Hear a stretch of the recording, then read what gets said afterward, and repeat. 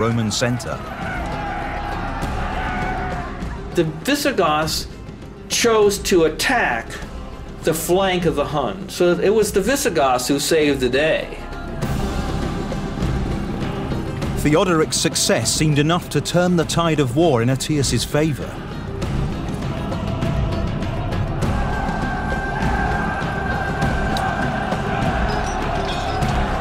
Attila was being pressed on both flanks, and his Hun warriors were being hemmed in and denied the space they needed to fight effectively. Then, just as the tide of battle was swinging Rome's way, tragedy struck. In the thick of the fighting, Theodoric, king of the Visigoths, was thrown from his horse.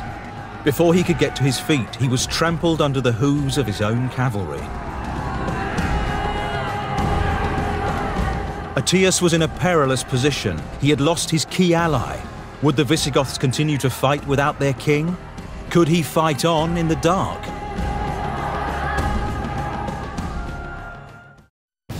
The Battle of Chalons, 451 AD. The Roman general Aetius is fighting to save Western civilization from the barbarian menace of Attila the Hun.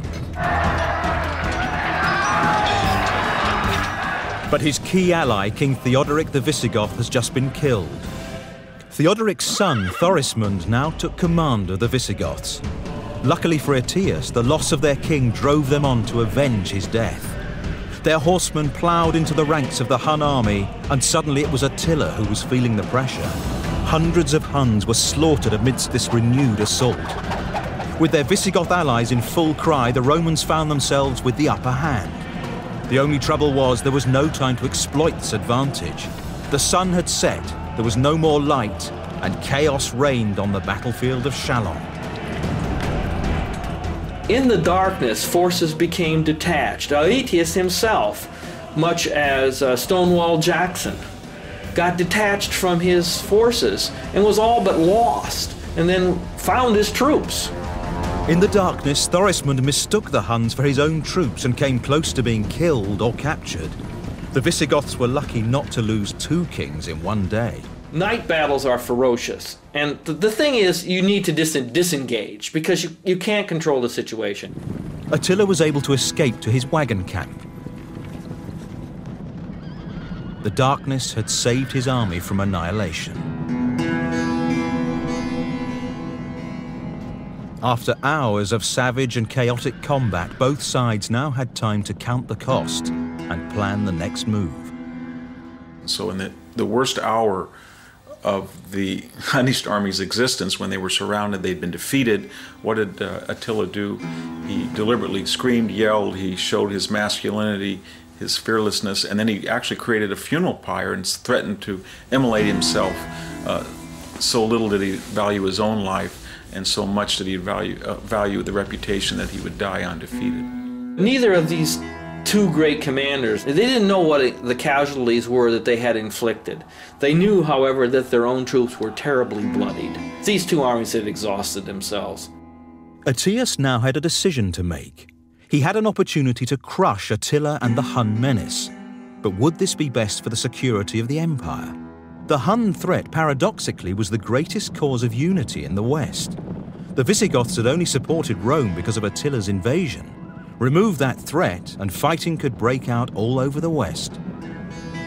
There was the perception that maybe the destruction of the Hunnish army might embolden other tribes that are now our allies, but after the battle will be our enemies. Back at Ravenna, the governing centre of the empire, the Emperor Valentinian was worried that Aetius was now the most powerful man in the West. To the people, he was the heir to the Roman generals of old.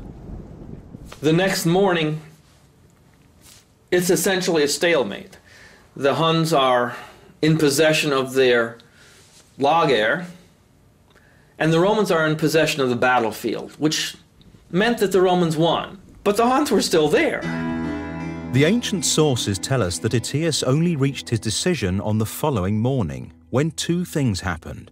The Visigoths returned home to mourn Theodoric and proclaimed Thorismund their new king. Second, it was obvious that Attila was trying to pull out rather than prepare for another battle.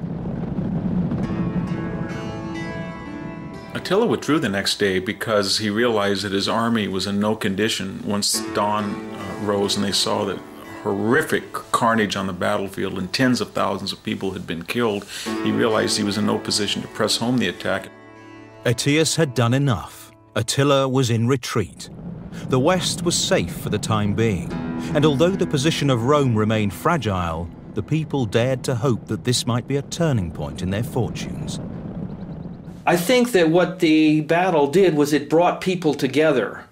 It brought the military and political forces of the empire in the West together one last time. But despite the mauling that Aetius gave Attila at Chalons, it proved to be a false dawn for the Romans. True to form, the Huns launched another lightning campaign against the Romans the following year. They swept down into Italy, ravaging the land as they went. A Roman counterstrike against Attila's own lands across the Danube was enough to make Attila agree to a truce. He just didn't have the men to protect his borders any longer. Too many had been killed at Chalons.